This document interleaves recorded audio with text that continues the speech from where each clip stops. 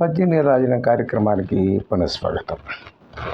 నయమున బాలుంద్రావరు భయమున విషమునైన భక్షింతురుగా నయమెంత దోసకార్య భయమే చూపంగవలయి వాగుగ సుమతి. చిన్నపిల్లల మనస్తత్వాన్ని చక్కనైనటువంటి మాటల మూటలతో మనకు అందించాడు సుమతి శతకర్త. ఈ లోకంలో మెత్తని మాటలతో మంచితనంతో చెబితే ఎవ్వరు కూడా పాలు కూడా తాగరు. భయపెడితే విషాన్నైనా కూడా తాగుతూ ఉంటారు. కనుక ఏదైనా పని అవ్వాలి అంటే కావలసింది మంచితనం కన్నా కూడా భయం అనేటువంటిది ముఖ్యమైనటువంటిది. భయపెడితేనే భయము భక్తి రెండు ఉండాలి ప్రతి పిల్లలకి.